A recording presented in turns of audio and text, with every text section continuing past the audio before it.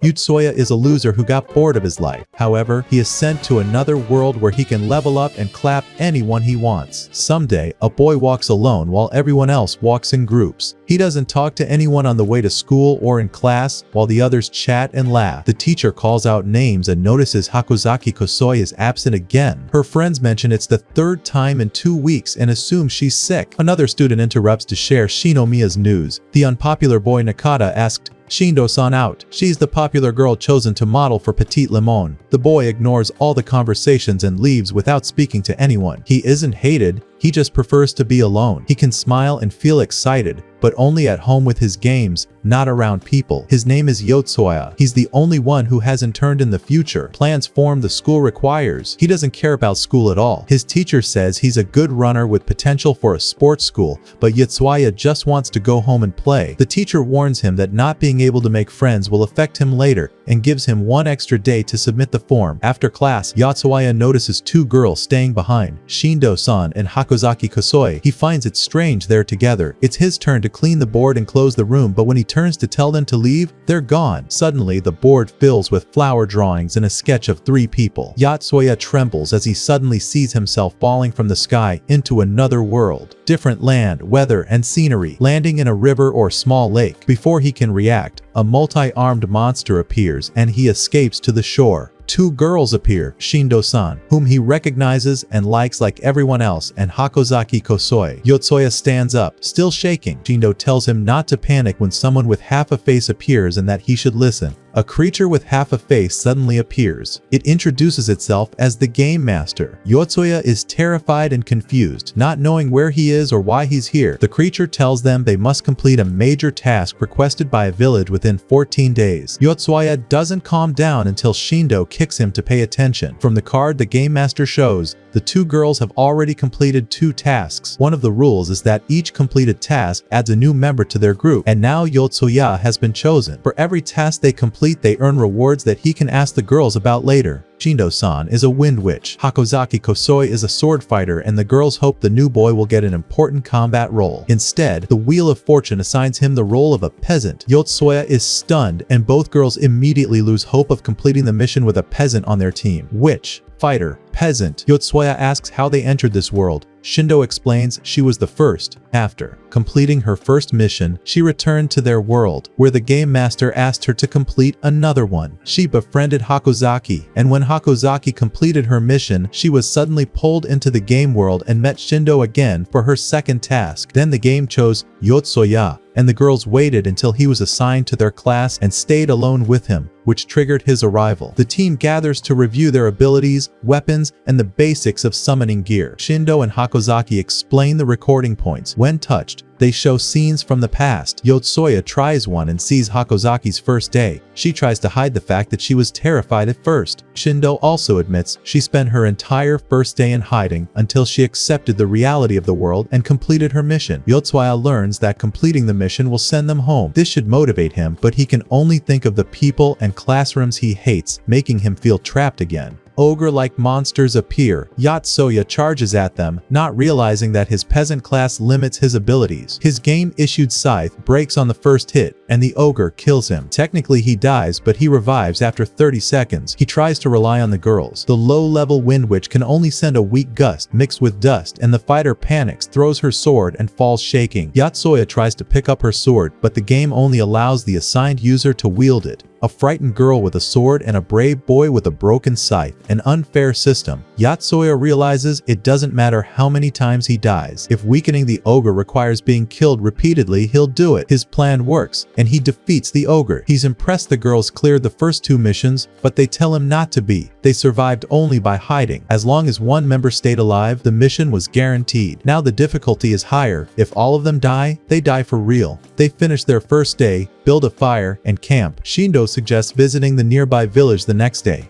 The village doesn't appear on Yotsuya's map because only areas discovered by the player show up. His axe and scythe will take 5 days to regenerate. The girls sleep while Yotsuya takes the first night watch. While fighting ogres to raise his level, he hears Hakozaki scream. He runs back to find the area burning and a huge monster chasing them. He tries to save her, but she's already dead. He looks for Shindo, but the monster has eaten her too. Only Yotsuya remains alive, and one hit from the monster will end him permanently. With nothing but a wooden stick, he grabs Hakozaki's partly restored body and runs, calling out to Shindo that he'll meet her in the village. Her missing arm terrifies him. If it hasn't regenerated, what about Shindo, who was fully eaten? They reach the village. The villagers and children greet them warmly, calling them heroes, and lead them to the village elder. The elder asks them to defeat a monster threatening the village. The troll, the same creature they just escaped from. Yotsuya despairs. He's a peasant with limited abilities. Hakozaki, barely recovered and terrified of small ogres, can't face a massive fire-breathing monster. He tells her to stay in the village while he wanders to gain levels. He reaches a real turning point. He left a world he hated for its forced social life and landed in one that, despite its dangers, feels like freedom. Here he can rely on himself. Even dying repeatedly feels less painful than returning to Tokyo's pressures. Now, with no usable weapons and a village calling him a hero, he must face the monster that killed Hakozaki. Meanwhile, Shindo, wherever she is, may be watching him with fear and helplessness. As Yotsuya searches for a way to defeat the monster and bring Shindo-san back, he remembers a peaceful day in an open, quiet world,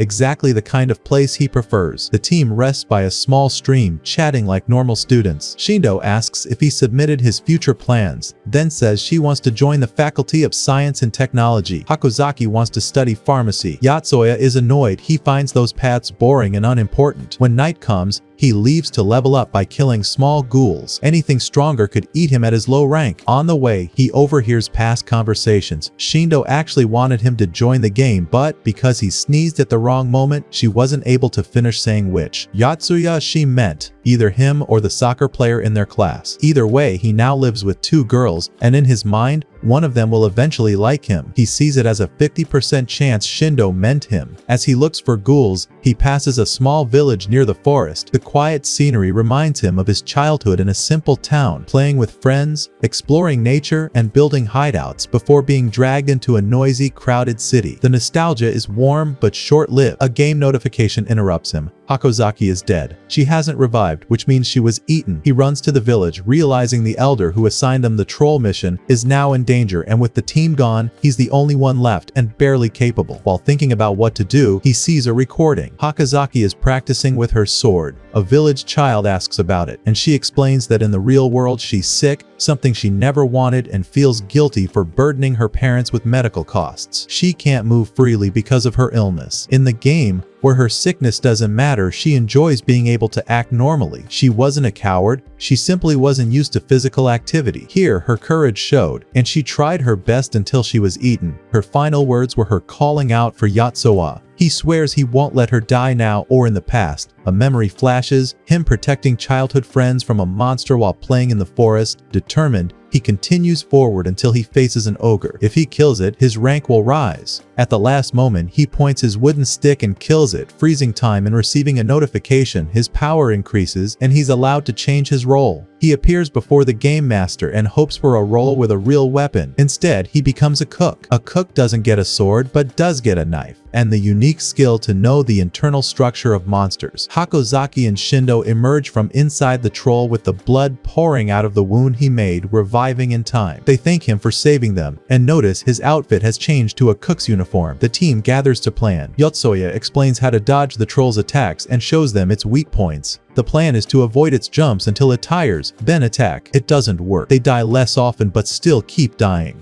As an experienced gamer, Yotsuya comes up with a new idea. The troll already has a hole in its stomach. He sacrifices himself, enters the creature from the wound, and attacks it from inside, knowing it will kill him. This slows the troll long enough for Shindo, as a wind witch, to create a wave of wind inside its body, blasting its internal organs outward like a storm spinning inside its torso. The troll dies. The game master appears and lets Yotsuya ask one question before sending them back to their world. He asks what happens after completing all 10 missions. The game master shows a vision of Tokyo being attacked by a strange monster, but before Yotsuya can see more, the video cuts off. They return to real life. Time hasn't moved at all, even though they spent hours inside the game. Shindo tells him the next mission will come in 2 weeks. She asks him to escort Hakozaki home and leaves. This is Yatsuya's first time walking a girl home. Yes, he gets nervous and talks too much, unsure whether she asked because he wasn't the Yotsuya Shindo meant, or because she knows Hakozaki is sick and wanted him to accompany her, or because Shindo, now a third year,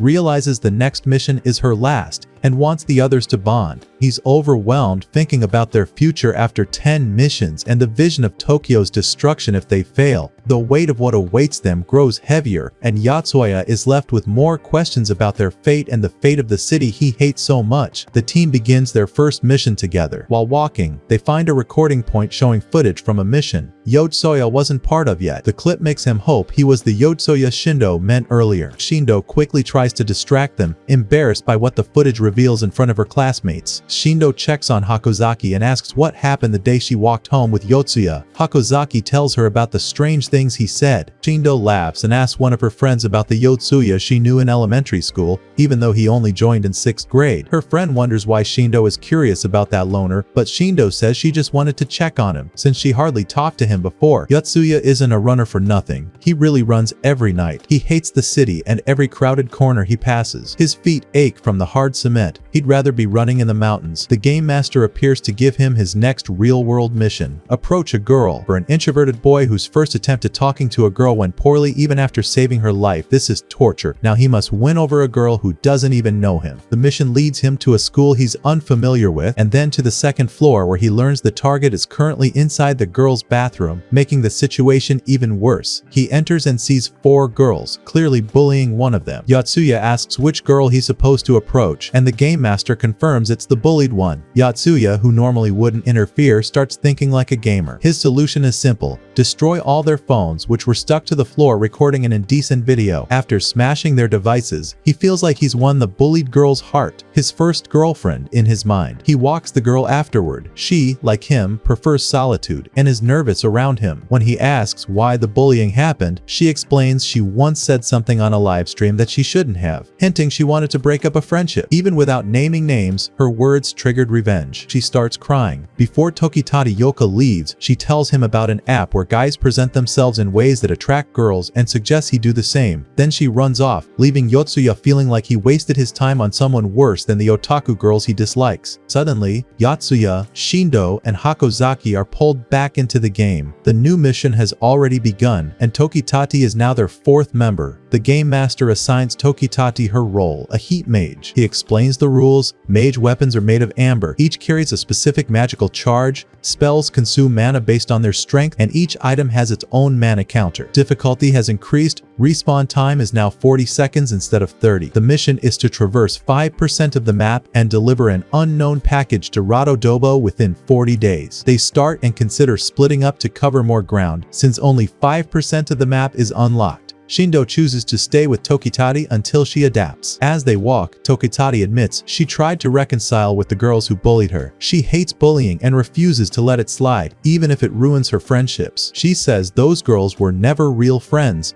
and she even chose to protect them at the cost of Yotsuya's reputation, telling them he tried to plant cameras, assuming she'd never see him again. She expected Shindo to despise her, but Shindo understands she was trapped in her situation, not siding against Yotsuya on purpose. As the first day ends, they realize they haven't progressed far. Suddenly, a giant centipede appears and fires a shot from its tail that eats their heads. It kills Yotsuya and Shindo instantly. Hakozaki and Tokitati, hiding, try to fight. Tokitati fulfills her childhood dream of being a witch, but at level 1, her wand can only heat a 20 cm area. She dies too. Yotsuya respawns and looks for a weak point. He doesn't see any openings except a blind spot where he can cut its legs with his knife. After removing all its legs and immobilizing it, he uses Hakozaki's sword indirectly by guiding her hands. The plan works. They kill the creature. Once again, Yotsuya shows surprising skill and creativity that doesn't match his quiet personality. After a long day of marching and fighting, the team rests. Shindo falls asleep and remembers her childhood, being bullied by a boy, hitting him, then isolating herself. A girl approached her, listened, and asked why she hit him. That girl, Sayuri Onachan, said Shindo's violence would cost her friendships. years. But Shindo didn't care. Sayuri offered to be her friend anyway. Then Shindo remembers Sayuri's funeral. Sayuri's father spoke with a cold, almost expressionless face, saying her deformed face made her death expected as casually as if describing the weather. Her mother, carrying her daughter's coffin, told Shindo to preserve her beauty, a shallow remark that sounded more like a curse than advice. Shindo wakes up and sees Yotsuya exercising nearby. He notices her tears and asks what's wrong. She tells him that just as he assumed she never cries and always acts like a queen, she assumed he never noticed anyone around him. And then she suddenly asks him for help. Shindo wakes up with the painful memory of her friend Sayuri, who committed suicide because she had no one to turn to when she was bullied. When Shindo entered school, she reached the age where bullying began, especially encouraged by the principal and teachers who disliked her family because her father and brothers caused trouble. People who can't confront the real source of their anger often take it out on easier targets, and she became one of them. But unlike Sayuri, Shindo had friends who supported her, and because of that support, she now stops bullying wherever she goes. However, the game reminds her that this world can end instantly, and that dying here means dying in real life. She is terrified of losing her friends again and asks Yotsuya to help her and stay by her side to protect her. The team continues their mission and returns to the village they saved earlier, but it now looks deserted. A villager riding a creature similar to a Raptorex passes by. Hakozaki misses the innocent boy who once asked her why she was waving her sword and hopes he's okay. She asks the villager about him, and the villager says the boy has been alone for 5 years. Yotsuya asks about Rado Dobo. The villager shows them a map and points to a village on the far end of the world, a distance of 30 days on horseback and 3 times that on foot. The mission seems impossible, but the game clearly prepared something for them. The villager mentions a martial arts competition in a nearby village with a prize of 3 horses.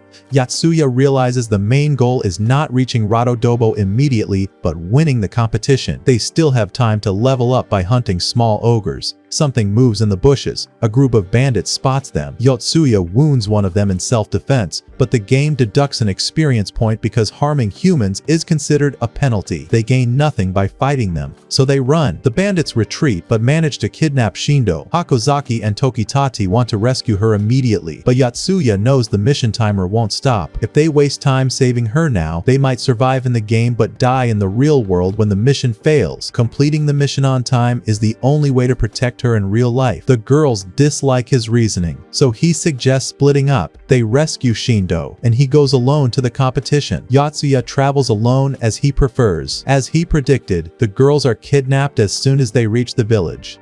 He continues killing ghouls to raise his rank and finally earns another class change. He becomes a creature magician, gaining the ability to alter cell reaction speeds with his touch, allowing him to enhance healing or increase pain.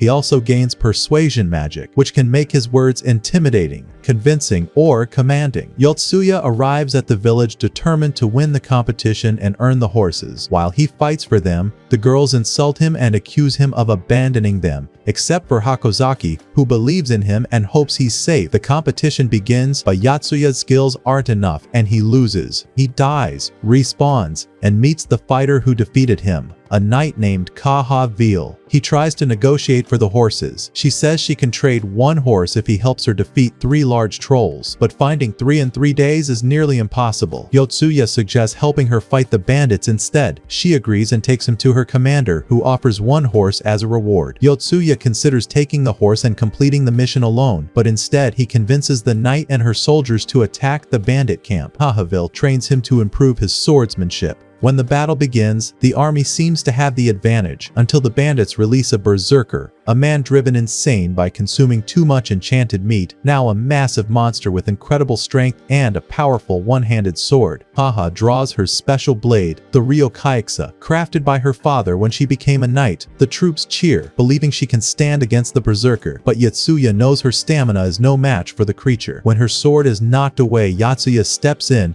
and blocks the blow with his knife. He uses his persuasion magic to distract the monster by convincing him someone is behind him, but his attack does no damage. The monster kills him instantly. Kaha regains her strength and uses the Ryokaiksa to cut the berserker in half. Yotsuya revives and they defeat the rest of the bandits with his help. He avoided losing experience points by not attacking humans directly and successfully used both his persuasion magic and strategy to turn the battle. He enters the dungeon and finds his teammates, soldiers. The good news is that he saved them. The bad news is they have only one horse, and a wagon pulled by one horse can carry at most 2 people. Kahaville offers to escort them to Rado Dobo with a few of her guards if they give her the horse upon arrival. After a ceremony honoring them, they ride together in the carriage, heading toward their next objective, and the knight offers to help improve their swordsmanship along the way. While they are traveling, Hakozaki falls asleep and sinks into sadness about herself and her illness, the same illness that always kept her from playing with her classmates. Even so, she worked hard in class to chase her dream of entering the College of Pharmacy and inventing a cure for the disease that affects both her and her mother, despite the high costs of that university. Her dream keeps her going. In the game, however, she feels torn.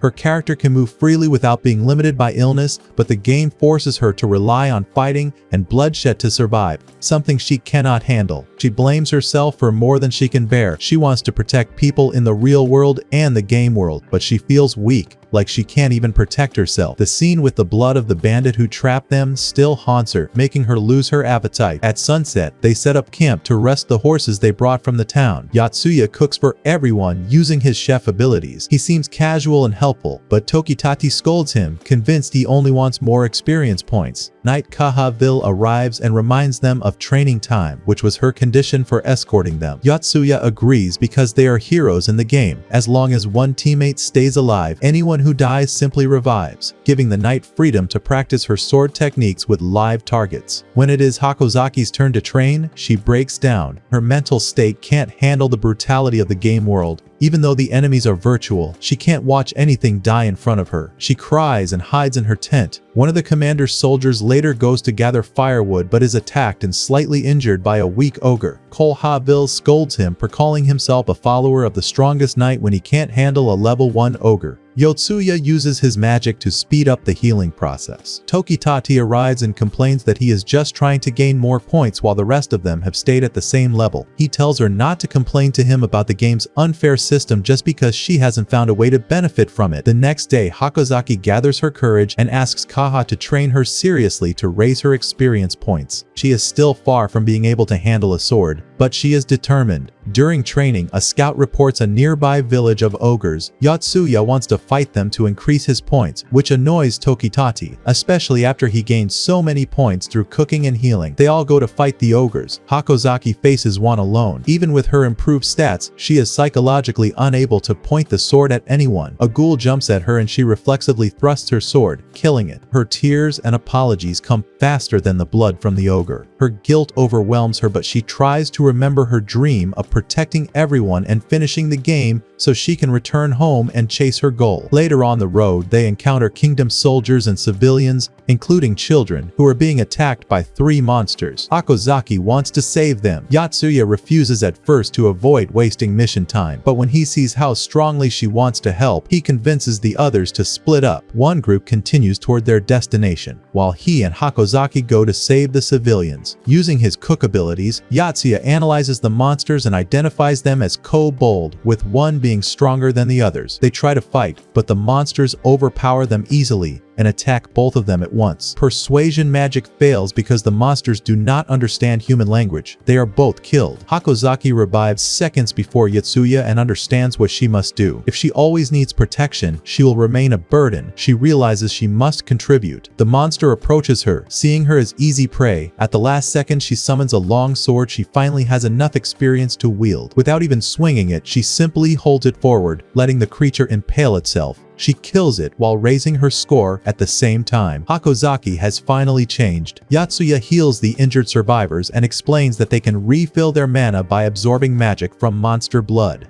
He learned this when Kaha mentioned the berserker grew powerful by eating enchanted meat, so he experimented with drawing magic from blood without losing control. The idea worked. After the rescued group thanks them, Yatsuya asks where they are going. One soldier explains that they are from the kingdom of Duke and are transporting the civilians to Rado Dobo by order of the king to be executed for practicing a forbidden religion. During the conversation, he mentions something important. The home of those who follow that religion is Rado Dobo. Yatsuya is unsure what to do. Are these children the baggage they must deliver for the mission? Should they protect them? Will saving them break the mission or fulfill it? And does letting humans die count as harming them in the game system? The team faces a moral dilemma. They wonder if the mission allows them to sacrifice innocent children. They don't know if the game will punish them or reward them for choosing compassion. Hakozaki looks at the children with determination, having overcome her fear of fighting. To her, this situation feels like a true test of her growth. Yotsuya tries to balance completing the mission with the human instinct to protect innocent lives.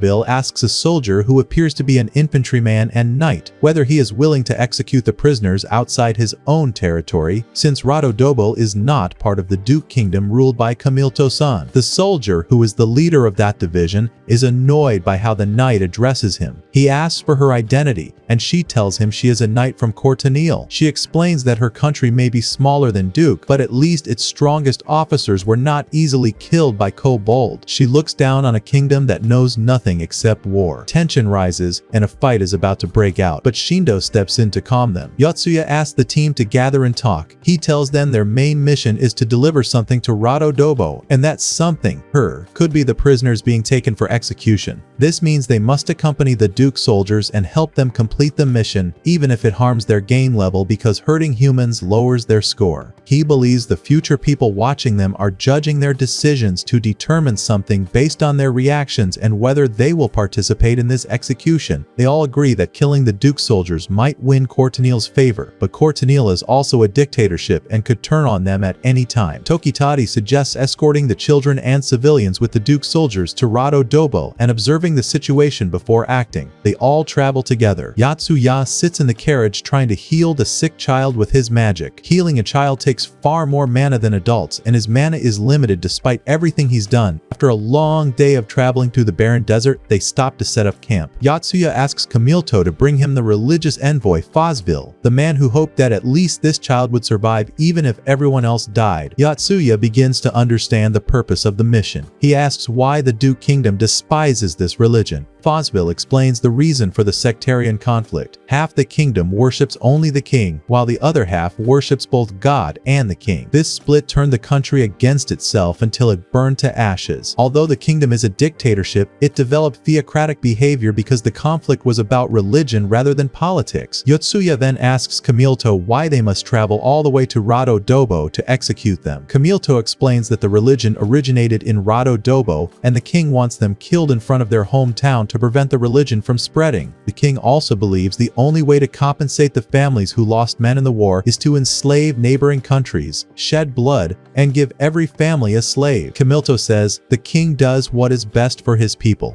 and because he himself survived homelessness, he doesn't care if others lose their families or children as long as the king's goals succeed. Tokitari becomes furious and insults both him and his king. Kamilto is angered, but Yotsuya calms him down. Kamilto then offers an alternative route through the mountain. The ancient transportation mechanism on the other side was built thousands of years ago but still works. They enter the mountain, and he tells them to continue forward while he activates the mechanism and meets them later. But blinded by his loyalty to his king and hatred of the religion, he traps them inside the mountain and leaves, abandoning even his own soldiers. The team decides to continue through the mountain to save time. After exiting, they discuss what to do about the prisoners, still unsure whether the prisoners are their intended cargo or not. They pass several booby traps. Yotsuya disarms the first one using his abilities, knowing exactly which pillar and direction to move. At the second trap, he fails and falls into total darkness inside a stone room. Shindo, believing he may not return in time to complete the mission, hears his voice telling them to continue ahead. He will catch up. He uses his knife to carve footholds in the wall and climbs back up. The girls begin to regret not valuing him like Hakozaki does, but they continue forward anyway. Using Hakozaki's math skills and analyzing the barrier that eliminated Yotsuya, they successfully navigate through it and open the next door. Inside, they see Gargoyle, a man-made creature preserved through a vacuum mummification method. This method allows the creature to move again even after 1,000 years by re-injecting fluid into its body when needed. Yotsuya begins alone, exhausted and nearly hopeless, hearing a faint voice in his mind telling him to give up. But the thought of catching up with his team pushes him forward. He forces himself to carve footholds into the solid wall with his knife. Every failed attempt and painful fall only strengthens his determination. His body becomes covered with bruises and cuts, and he is nearly paralyzed from fatigue, yet his eyes hold a focused determination. Eventually, he manages to place one foot on a tiny ledge, then another, slowly climbing higher. The ascent is slow and painful, but every step is a victory. When he finally climbs out, he looks like someone who returned from death, but his expression shows a new, hardened strength. The repeated falls sharpened him rather than breaking him, and he now carries a powerful, intimidating energy that comes from surviving despair. He walks through the dark hallways, stepping over the bodies of Duke soldiers who once traveled with him. He silently acknowledges them and moves forward until he reaches a checkpoint. Realizing that his team feels the same way he does, they all want to defeat Camilto and make him pay. Meanwhile, the girls face the gargoyle without Yotsuya. Kahavil, their strongest fighter, confronts the monster alone. Their goal is to retrieve the key hanging on its arm,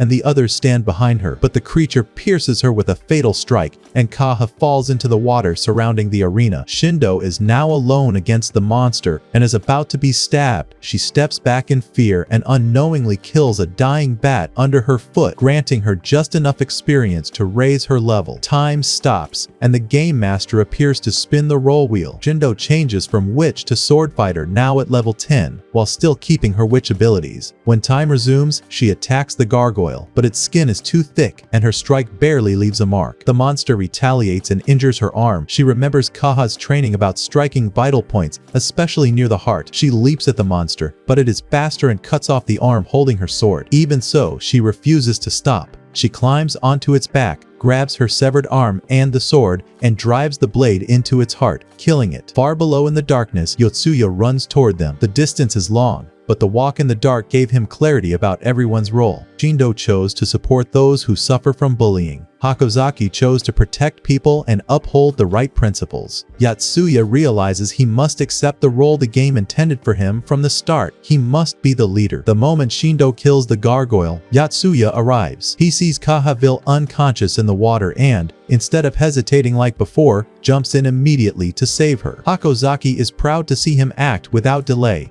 He drains the enchanted blood tubes from the gargoyle to refill his mana, then uses healing magic on Keiha until he collapses from exhaustion. She wakes before he does. When she realizes what he did, she kisses him, surprising the other girls who react with jealousy. When she asks if any of them want him, Shindo denies it. As Yotsuya remains unconscious, the girls ask Kaha why she likes him. She says she sees herself in him. She is trying to match the skill of her knight family in Cortoniel, where her relatives are ranked at the top while she is considered average. Yotsuya also started as a nobody with only a machete and worked his way up to becoming the leader. That similarity draws her to him. Yotsuya then wakes up suddenly. The first thought he expresses is about the nature of their mission. He wonders if the entire journey might have been unnecessary. Shindo's first mission was simply kill an ogre without saying which kind. Her second mission was find 2 settlements without specifying which ones. The third was to fulfill the village elder's request, again with no clear details. He begins to think the lack of specific instructions applies to the luggage as well. Baggage could be anything valuable, not only prisoners, but he cannot confirm that idea without evidence. As team leader, he decides they must split into 2 groups to test both possibilities. Yotsuya decides to split the team. The first group will rescue the prisoners, and the second will search for transportation heading toward Rado Dobo. He also decides that he and Shindo should not be paired together. Shindo, Hakozaki, and one of Kahavil's soldiers, Private Makwa, take a horse and carriage to look for any carriage heading toward Rado Dobo. Yotsuya, Tokitati, Yoka, and Kahavil take another carriage with 2 horses to track down the Duke soldiers. Shindo's team stays on the main road, maximizing their chances of finding a village, settlement, or merchant heading toward Rado Dobo. Their goal is to join anyone who can transport them. Meanwhile, Yotsuya's team follows his plan. Since Camilto thinks he successfully trapped them in the mountain tunnel, Yotsuya wants to use this to catch the soldiers off guard. Kahavil then explains what worries her. She saw Camilto send a letter to his kingdom. She doesn't know whether it was a routine report or a message explaining that he trapped the heroes and a Cortoniel squad. If the Duke Kingdom learns that the heroes and Kahavil are still alive, they could use it as an excuse to start a war with Cortoniel, accusing them of killing Duke soldiers, something they are trying to avoid. Yotsuya realizes that avoiding war cannot be solved by simply writing a letter explaining that Cortoniel is not the enemy. He believes he must convince the Duke's soldiers face to face so they can report the truth themselves. This solution works, but it does not satisfy his desire for revenge. He wants them to feel the same loss, humiliation,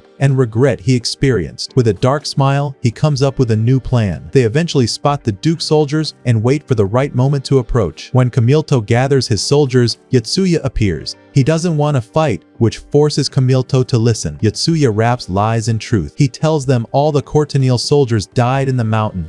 He claims the two heroines fell into the underground pit. He adds that only he and Tokitati survived. Tokitati plays along and complains about Yotsuya, pretending she is tired of following a converted hero spreading a forbidden religion. Yotsuya tells the soldiers that, as an immortal hero, it would be easy for him to spread these teachings, and people would follow him because he is celebrated. Before they can discuss it, he leaves them until morning. Tokitati secretly enters their camp later and pretends to lead them to Yotsuya's location so they can arrest him. Camilto senses something odd, but cannot identify the trick. He sends one soldier to guard the prisoners while he and others follow Tokitati. On the road, Camilto orders Tokitati to be killed. They stab her, and she dies in the game. They return to the wagon, only to find Yotsuya standing there with a blood-stained sword and corpses lying everywhere. He burned the guard alive, cut the ropes, and set fire to the horse's tail so it would run away. He took the second horse and escaped with Tokitati once she revived. The truth of Yotsuya's plan becomes clear. He did not kill the prisoners. He helped them escape. He dressed the real guard in prisoner clothes and placed the remaining clothes on hand-sewn dolls with covered faces to look like dead bodies. By setting the horse loose, he tricked the soldiers into chasing the wrong direction while he moved the prisoners safely away. Yotsuya saved the prisoners and ensured that Camilto believed the soldiers of Courtenille, Cahaville, and the heroines were dead. This prevents conflict between the kingdoms and places the blame entirely on Camilto,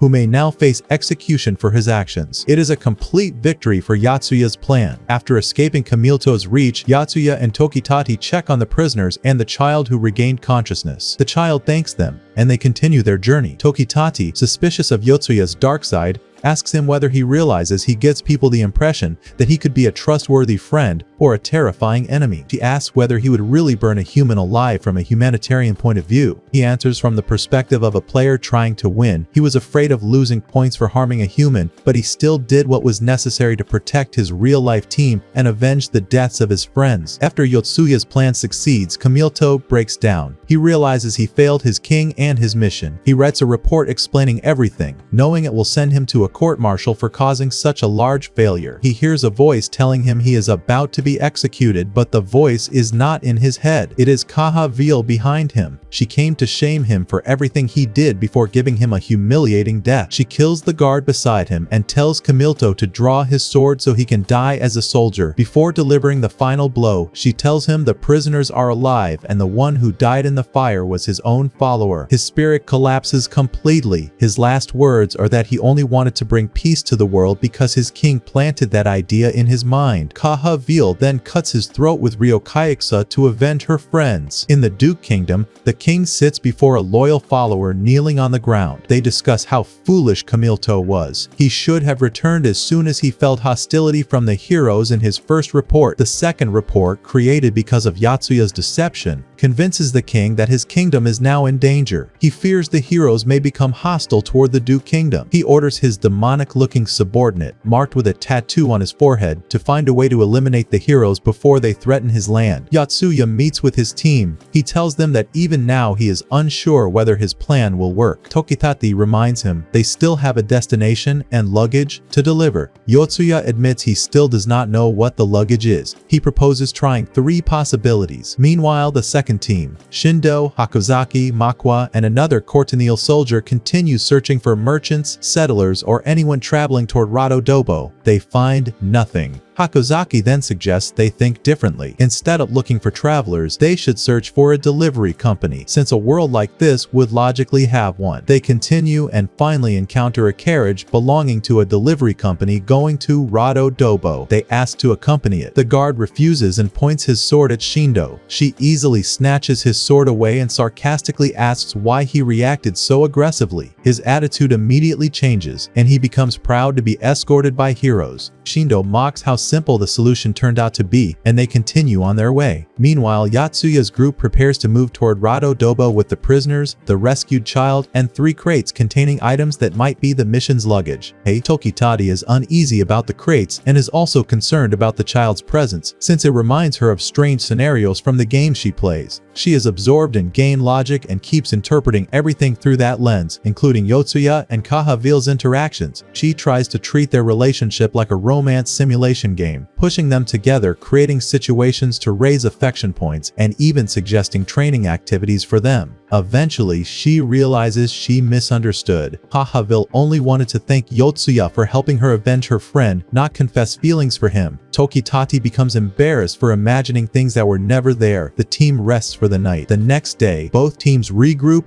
and examine the 3 possible luggage items they might need to deliver to complete the mission. The first possibility is the prisoners. They deliver them safely to a church for protection, but these are not the luggage. The second possibility is the Duke soldiers' weapons, clothes, and belongings, as well as the goods delivered by Hakozaki's group. These could be considered cargo, but these are not the luggage either. They inform the Rado Dobo soldiers that these items prove the Duke Kingdom committed atrocities against the new religion and warn them to be cautious. They also suggest bringing witnesses from the church. Only one item remains: the heads. They realize this might be the actual luggage, or perhaps the game master will decide whether their interpretation is correct. Now that both teams are reunited, they must complete the second part of the mission to discover a section of the map themselves. To cover more ground, they decide to split up once again. As Yatsuya makes his way through the mountains after the team splits up to finish the second part of the mission, he thinks about everything they have achieved so far while looking at a breathtaking view of the ocean from the mountain peak during a clear sunset. He takes a short warrior's rest, but the weather suddenly shifts. Snow begins to fall, and Makwa warns the group that the villagers predict a severe snowstorm, especially in the mountains. Kahavil decides to delay leaving Rado Dobo. Whether it is because of the weather or because she wants to say goodbye to Yatsuya one more time, even she isn't sure. While sitting in a cafe with a hot drink, she remembers how she walked to him earlier near the sea to say goodbye, hoping he might say something meaningful to her. Instead, he told her he had a mission to complete. She accepted his answer, wished him well, and left. As she sits in the cafe thinking about him, the storm intensifies, and she hopes he will survive it. Meanwhile, the storm grows stronger on Yotsuya's side of the mountain. The cold becomes dangerous, and he fears hypothermia. He knows that if he dies and revives in these conditions, he could die again immediately, just like Shindo during the troll mission when she could not revive inside the monster. He starts doing anything he can to warm himself up, wearing every piece of clothing from all the roles he has taken, and keeping his body temperature high through constant exercises as he walks. Tokitati complains endlessly about the cold and says this game should have handsome boys like the game she usually plays, so she could at least warm up by leaning on one of them. Hakozaki Kosoi, who originally only cared about returning to the real world to chase her dream, now begins to understand the importance of having a role in the game world too. Her ability to succeed here is tied to her ability to succeed later. She tries to keep moving in the freezing cold, relying on her heavy armor for warmth, but exhaustion eventually overwhelms her. She collapses in the snow and loses consciousness. Shindo pushes forward despite the cold. She hates this game world that took away people she loved, but she draws strength from memories of developing herself, protecting the weak, and relying on her friends. She remembers how she completed the first mission alone, then how she felt relieved when Hakozaki joined her in the second mission, followed by Yatsuya and Tokitati. She knows she is not alone anymore, and she must survive so they all can return home. She forces herself to continue despite the harsh conditions. Yatsuya's training begins to wear him down, but he understands this mission is different. It depends mainly on him and Shindo. The others lack the equipment needed to survive. As long as one of them completes the mission, the entire team will return to life. The cold isn't the only challenge. The game master clearly understands the psychological pressure this mission creates. Emotional strain seems to be part of the challenge. Yotsuya tries to think of a solution. Digging a shelter would waste precious time needed to finish the mission, yet continuing in these conditions risks death. If he dies, Shindo will become the last hope. He refuses to leave everything to her and pushes forward because the end of the mission is near. Suddenly, a huge monster attacks him. He kills it in one strike, but then he sees that the monster had babies with it. It must have gone out in the storm to find food for them. He wonders whether he should feel guilty for leaving the babies to freeze or starve. He reminds himself they are virtual creatures and forces himself to continue. He promises he will not lose sight of his goal, to finish this game and bring everyone back alive so they can continue pursuing their dreams. Then, the ground beneath him collapses. He falls into a hole hidden under the snow, and Yotsuya dies. As Tokitati Yoka hides from the snow in a small stone cave, she thinks back to her childhood and how she admired the meanings of love, friendship, courage, and hope that she saw in her favorite series, Majiha. But as she grew older and entered the real world, she pretended to love her friends only so she could hide behind people stronger than her. She clung to them on the surface and spoke badly about them behind their backs. She wonders if she can ever become like Majiha, a witch of love and hope. Yotsuya revives inside the game and realizes he fell into a place warm enough to keep him alive until he returned. He checks the team's status and finds that Hakozaki is dead and Shindo is still moving, though exhausted. The storm has weakened slightly, but walking is still difficult. Shindo becomes relieved when she sees a village in the distance and heads toward it, but she suddenly hears the ice cracking beneath her. She was walking across a frozen lake whose surface was slowly melting. Her rushed steps cause the ice to break, and she falls into the freezing water and dies. Yotsuya begins navigating the tunnels beneath the snow, but every path he finds is blocked. He turns back each time and searches for another route with determination. Suddenly, he feels the ground shake as a massive earthworm appears. He fears it at first, but it turns out to be harmless. He decides to follow it, hoping it will dig upward and open a path to the surface. He even starts to enjoy its presence and names it Dodo Taro. His relief ends when he finds a second worm behind him. He tries to explain to it that Dodo Taro already ate all the dirt in the tunnel, but the second worm is not after dirt, it is after him.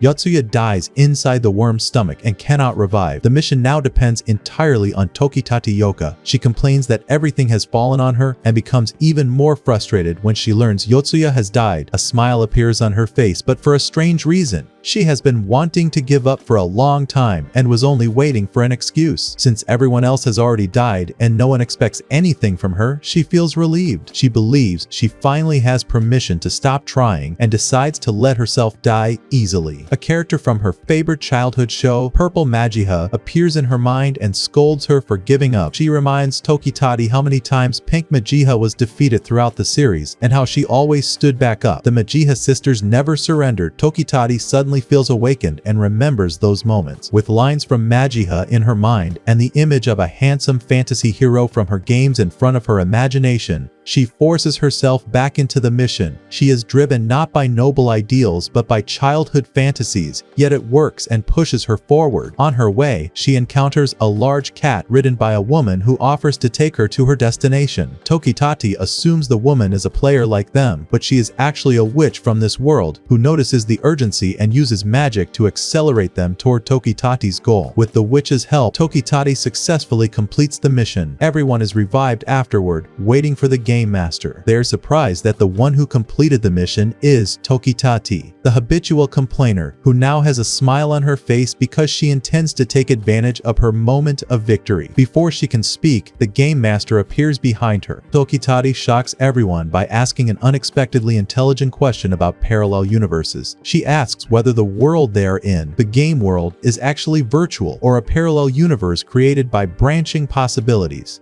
She explains, if someone has two choices, version A in one universe might choose one path while version B in another universe chooses the opposite. Each decision creates new branches and new universes, leading to infinite outcomes. She asks, what happens if version B dies in one universe but survives in another? Or if a choice made by a parent decades earlier creates a universe where their child no longer exists? The game master answers. He explains that they are able to observe parallel universes and travel between them, but only those that share the same wavelength, meaning they must branch from the same origin point. If moment A branches into B and C, and each of those branches into more possibilities, their technology can observe and travel among them as long as they originate from the same source moment. He reveals that the world they are currently in branched away 4.6 billion years ago, forming a version of Earth where an intelligent species similar to humans evolved independently. The strange monsters and creatures they encounter are simply the result of different evolutionary decisions over billions of years. This world is not virtual. It is a real planet that exists in the same position as Earth, but in a parallel universe. He explains that they, the players, are the only virtual beings in this world. Everyone else in that universe is real. That explains why the team can revive after death. The inhabitants cannot. The entire group is shocked.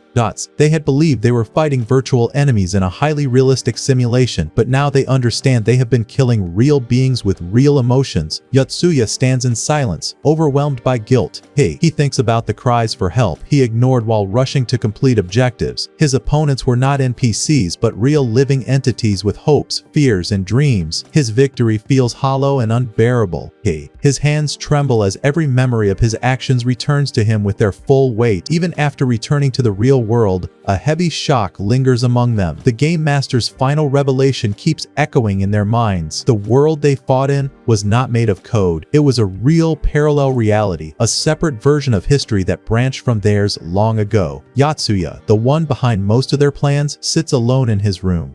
His expression is full of regret, his heart still racing. He lifts his head slowly, eyes heavy with sorrow, whispering to himself about the weight of what he has done. Everything they thought they understood about the game in reality has been overturned. He is no longer just a player. He is someone whose actions carried real consequences for living beings in another universe. At school, during a basketball game, Yotsuya displays unexpected skill. Though he usually prefers solitude and only runs alone, he plays with a level of professionalism that surprises everyone. People who have known him for years recall how he almost never talked to anyone. But now he scores a goal, drops the ball, and leaves the court and the entire school without saying a word. Shindo and Hakozaki are shown playing volleyball. Their fitness has improved because of their missions in the game, though Hakozaki's illness still limits her movements. She is far stronger than before. They talk while watching Yotsuya's strange behavior. They understand why he acts this way. The burden he carries must be crushing. On his way home, Yotsuya receives a message from the Game Master asking how he feels about becoming an assassin. He ignores it and continues home, only to find a young girl sitting in his room. He asks whether she is the Game Master or another being from the future. The girl responds with a line only the Game Master would say. He has no right to ask questions unless the team wins the game. Only the last player to join the team is allowed to ask questions at that moment. She asks how he feels after killing a real human. Yotsuya explains that half of him believes they deserved it. They were going to murder innocent believers of another religion, mutilate them, deceive the heroes, and try to kill them. In his mind, that made them evil. The other half regrets killing them because he knows they believed they were doing the right thing. The girl presses him again, saying he still hasn't given a real answer. He finally admits that if he had known they were real people, he would not have killed them, and he regrets it. She asks if he wants to add anything. He says no. She stands and tells him it is time to learn about the next person who will be added to the game. We see a man wearing a gold chain and 3 theatrical masks preparing for something. Yotsuya enters a restaurant wearing a hat the girl gave him. He sits across from a man in a black suit and sunglasses. The girl explains that the man is a drug dealer who is about to be killed by someone she wants Yotsuya to approach and bring into the game. She explains that the killers were tricked into thinking they would never get caught. He begins describing the new player, Tori Kina, 19 years old, accompanied by his younger brother Shugi, 14, who joins him in crime. At the moment the restaurant door opens and 3 people walk in, Yotsuya doesn't know which one is Tori. Kill it. As they move in to kill the drug dealer, Yotsuya steps in and tries to talk them out of it. But they are gangsters, not students, and they attack him. They do not realize they are fighting the team leader with high levels of combat experience. Yotsuya defeats them all with ease. He gets angry because they refuse to listen and calls them idiots for letting themselves be tricked into doing the killing. One of them tries again to kill the drug dealer. Yotsuya stops him. The kid asks why he is protecting a drug dealer. Yotsuya replies that it doesn't matter who the man is, he will not allow murder. Their gang leader enters with a gun and points it at Yotsuya. The girl takes out a glove and asks Yotsuya if he wants it. It is a magic glove that grants persuasion magic like in the game. He immediately takes it and uses persuasion to stop the gang leader from shooting. He punches him and sends him to the ground. As Yotsuya turns around, the gang leader tries to shoot him in the back. Tori stops him, knocks the gun away, and tells him he will never work for him again because he was defeated by a child. He kicks the leader in the face and leaves with his brother. Later, Under the night sky, Yotsuya stands with the girl, either a child or the game master. She tells him he prevented a murder and asks how he feels about the idea of killing. He admits he doesn't know, but he now understands what he must do. She assumes he means he has learned the value of human life, but Yotsuya answers in terms of the game. He believes that arresting the two brothers would hurt his chances of completing the next mission. When he saved Tokitari earlier, it wasn't out of protection, it was to keep her from having her photos leaked and losing her will to return, which would affect his chances of winning. She gives him another chance to say something meaningful about the value of life. Instead, he says some people deserve to die, such as the blonde boy who came to commit murder. To Yotsuya, he is a worthless person who deserves death. The girl shows clear disappointment. After everything he has been through, he still thinks he can judge the value of others, acting like an anonymous internet user passing judgment on everyone. Yotsuya responds that he knows he is paranoid and full of delusions. He knows he might be wrong, but he still believes he is always right and everyone else is wrong. A part of him understands this belief is evidence of his paranoia, but he doesn't care. As they stand together in the darkness, his final words about the value of humans hang in the cold air. The girl looks at him with a mixture of despair and anticipation, as if watching a dark seed take root in his soul. Yotsuya is now a boy burdened with the responsibility of saving two worlds.